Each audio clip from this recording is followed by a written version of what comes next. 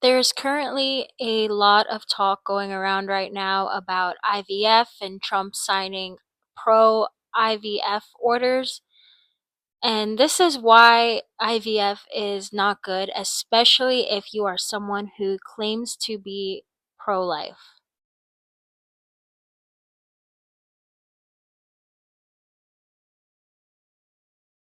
So the executive order is basically saying that it is expanding IVF care, quote unquote, healthcare. But when we step back and we take a look at what IVF actually is, it's forcing fertilization, manufactured fertilization. It's not a natural process.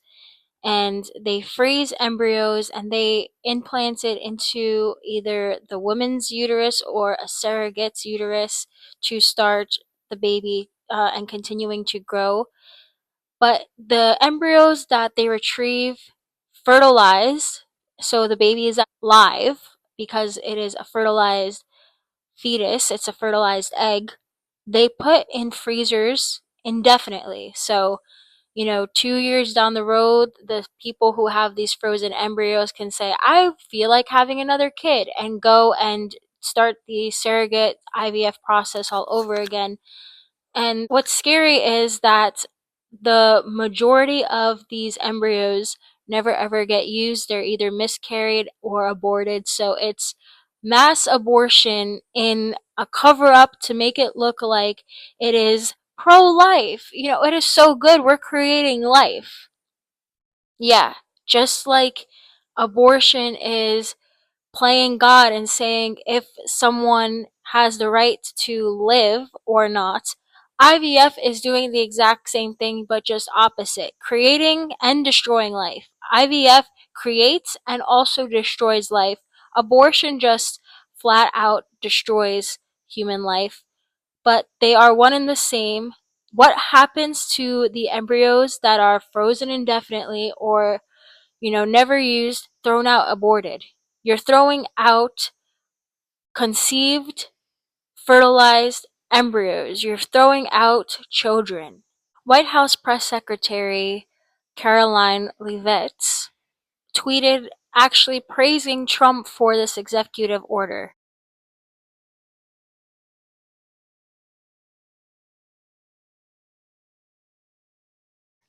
I'm sorry, honey, but first and foremost, before I'm pro Trump or pro America or pro anything else, I'm a Christian. That's first and foremost. Trump is not Christ. Trump will never be Christ. Trump is in massive need of Christ. So if Trump does something that's contrary to the Catholic Church, which, Caroline, the last time I checked, you are also Catholic, then I am against Trump. If America does something that's against the Catholic Church, therefore it's against Christ, I am against America. No matter what, I am pro Christ. Christ is the number one in my life. Christ's values are my values. I do not change my views. I do not change my religion. I do not change what is number one priority to me just because someone that I voted for votes and sign something into order. I don't have to agree with everything that Trump does, and I do not. There's a lot that Trump has done that I believe is wrong and contrary to the gospel, contrary to Christ. Therefore, I am against that. That's the beautiful thing about being an American. We have the right to disagree with the president.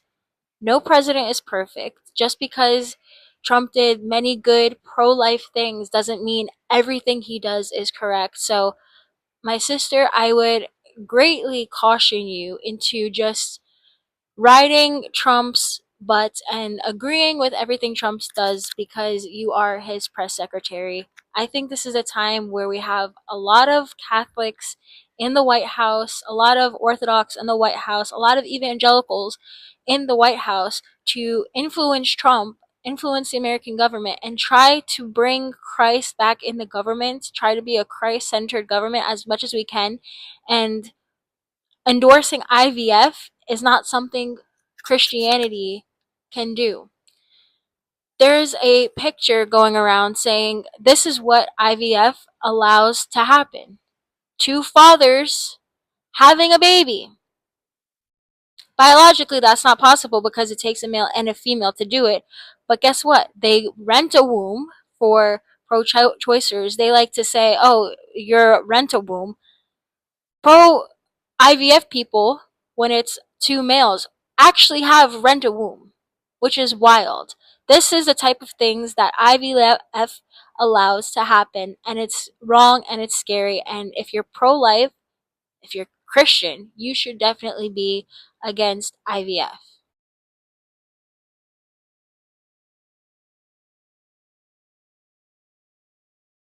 I want to address a comment that people might bring up for being pro IVF. What about people who cannot have kids, cannot conceive? How about the people who were born via IVF? Does their life not matter? No. Obviously, their lives completely matter. They're human beings, and that's why. What about those embryos that are frozen indefinitely that never get to live and be outside of the womb, outside of the embryonic stage? What about those? Of course, every single life matters. And we're glad that you're here via IVF. We're glad you're here, but thousands upon thousands of children never get to be at the stage you're in. Second of all, what about those who cannot conceive, are infertile? I'm a big advocate for adoption. Adoption is pro-Christian. I am all for adoption, all for making the foster care systems, the adoption care system better. So I wanted to add that in this video just for anybody who might come and say, what about this? What about that? We've already addressed it. And if you're still going to comment that, you will clearly have not watched this far into the video. In conclusion, IVF is wrong. IVF is against the Catholic Church. Contraception is against the Catholic Church. Abortion is against the Catholic Church.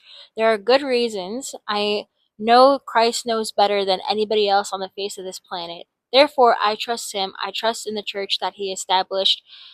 If you're pro-life, you cannot be happy about this. We have to advocate against IVF, against abortion, against euthanasia, because they're all wrong. They're all in the same boat. So join me if you guys liked this video, learned a lot. Subscribe and comment down below. Lord willing, we will see you in the next video. Peace out.